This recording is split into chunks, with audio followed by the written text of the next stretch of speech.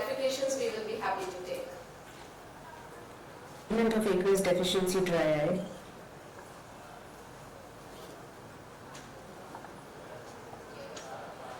So aqueous deficiency dry eye can be of two types. One is Sjogren's syndrome and the other is non-Sjogren's syndrome.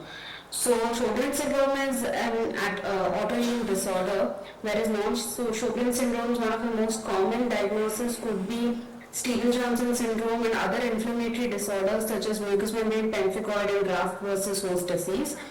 Whereas other non-Sjogren's causes of aqueous deficient dry eye could be congenital lacrimia. This could also be due to radiation-induced damage to the lacrimal gland or iatrogenic problems. The etiology of aqueous deficiency dry eye can also be because of different reasons, such as immune-mediated lacrimal gland inflammation, conjunctival cicatrization, neurogenic and lacrimal gland loss, as can be seen in this etiology-based classification.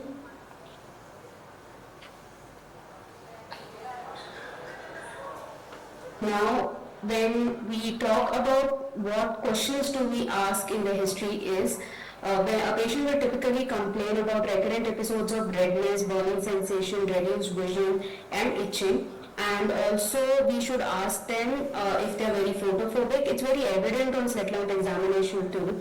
We should ask them if they are already on lubricant, most of them already are, and how frequently do they have to use these drops. That also gives us an idea of the severity of the dry eye disease. We should ask them about the ability to produce tears during an emotional state, like if they are crying, are they able to produce tears at all?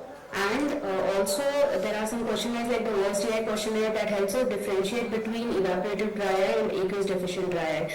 Such as simple things such as does everything worsen when they're sitting under the fan or the AC might be a sign of evaporative dry eye and not aqueous deficient dry eye.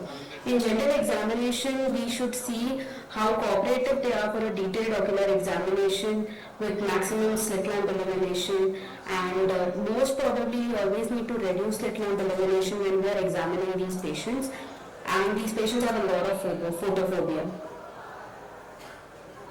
So in the ocular examination, we should always ask for history of, in the ocular examination when we are examining these eyes, we should look at the conjunctiva, also at the cornea, look at SPK, the pattern of the superficial punctate keratitis, if they have filaments on the cornea and if they have corneal scars.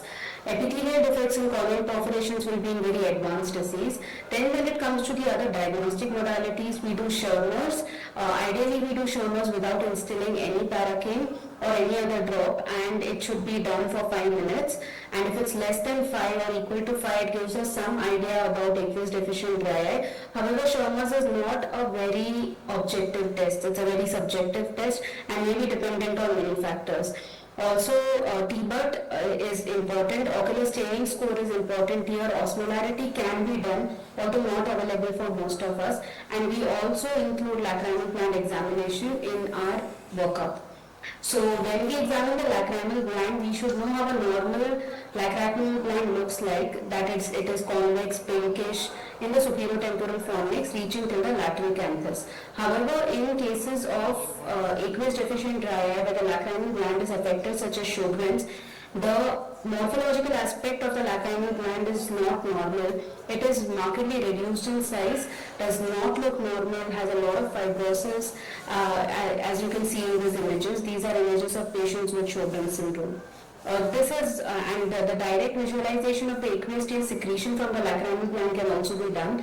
This has been published previously from a Korean group, and we have also seen that in a normal patient we can see like 4 glands, 4 tear ducts secreting the tears, and in a patient with Sjogren's we do not see any tear duct secreting these tears. So we have incorporated lacrimal gland examination in every single one of our patients who complains of dry eye. So when you see these signs on ocular examination, we need to ask relevant questions in history, such as history of dry mouth, history of joint pains mainly in the smaller joints of the hands and the feet, any history of allogenic bone marrow transplantation, which is which is indicative of graft versus host disease, any skin involvement in the past, any mucous membrane involvement in the past, which might give us some pointers towards diagnosis of SJS or mucous membrane pemphigoid. And if the dry eye is also associated with a picture like this of cicatrizing conjunctivitis with corneal shortening as seen in this image, then we should look at some other diagnosis. It might not be Sjogren's, because primary Sjogren's or secondary Sjogren's have cicatrizing conjunctivitis very rarely. Systemic examination is important. Look for joint deformities, look at the oral cavity, look for dental caries, look for bilateral parotid gland enlargement. In the systemic examination, along with the ocular examination, look at the skin, look at patches of hyperpigmentation or hyperpigmentation. As seen here, look at the oral cavity for posterior migration of the mucocutaneous junction of the lip. Look at the nails. These are signs of Stevens-Johnson syndrome that has occurred in the acute phase in the past. Also look at the oral cavity for ulcers. This might give an idea about mucous membrane pemphigoid. Although most mucous membrane pemphigoid cases do not have any other findings on the body other than conjunctival foreshortening. So when do we send a patient for tests?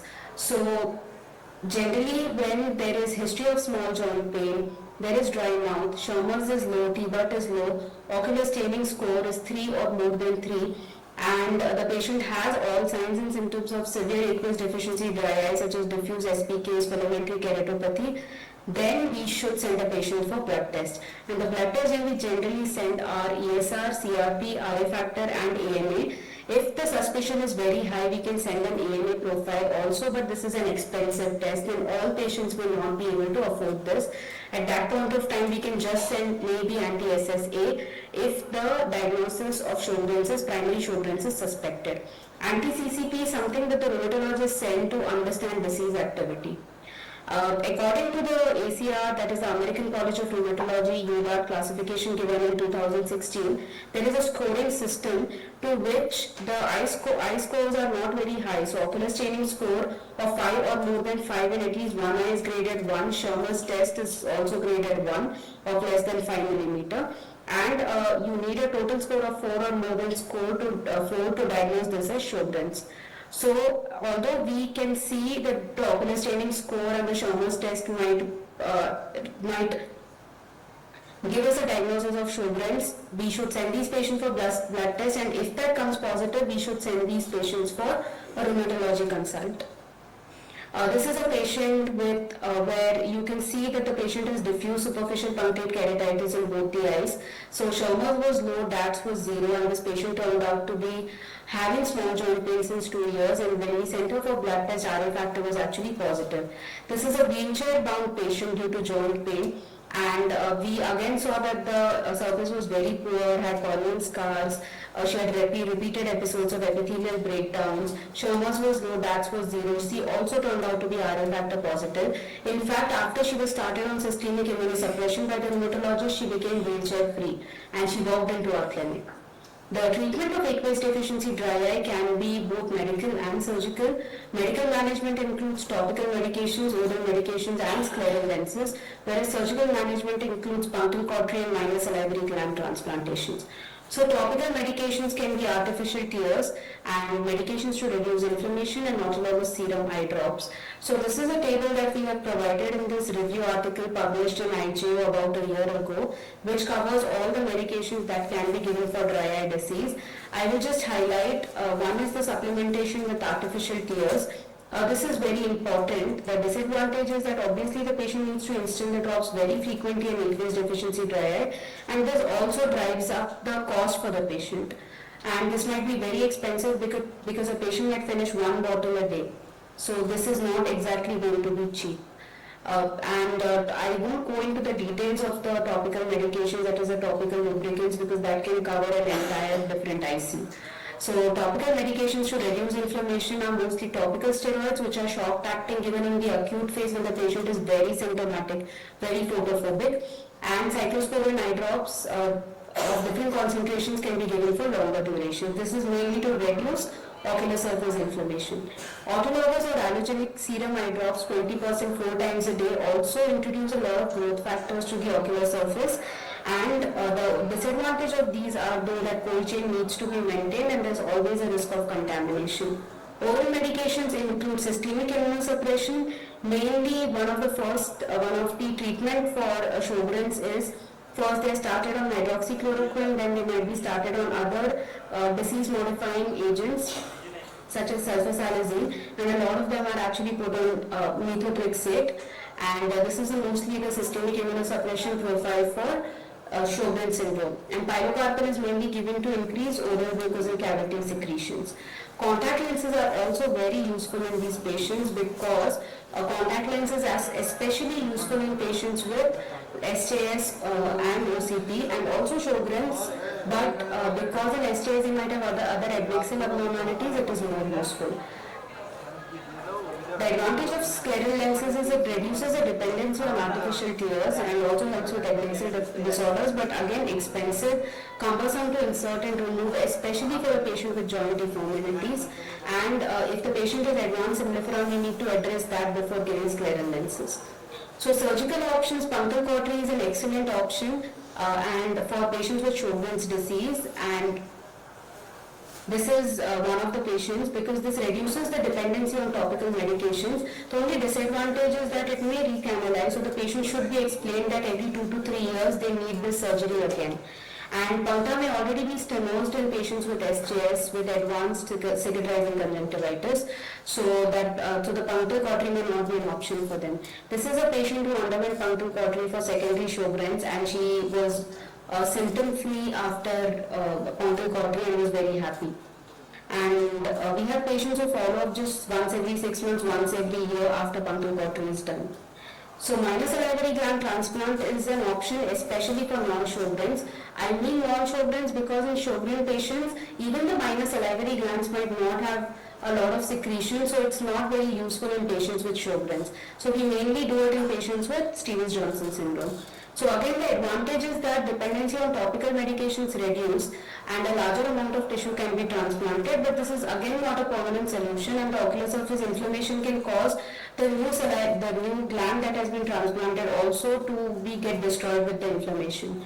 So this is a patient where in the superior fornix the salivary gland from the lip has been implanted, and this is how you can assess the donor area in the lip. And then this is the surgical procedure which has been covered in this paper published in BJO, and this is the actual area from where the gland has been transplanted to the eye and is secreting these saliva-like secretions. And this is the improvement in ocular surface in a patient post MSGT, where you can see that the corneal scar has actually gotten modulated and the patient's vision improved and the patient was symptomatically also much better.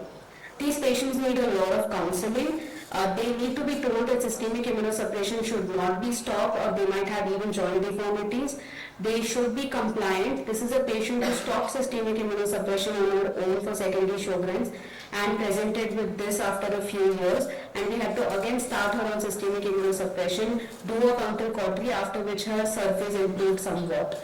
But this is again a blinding disease.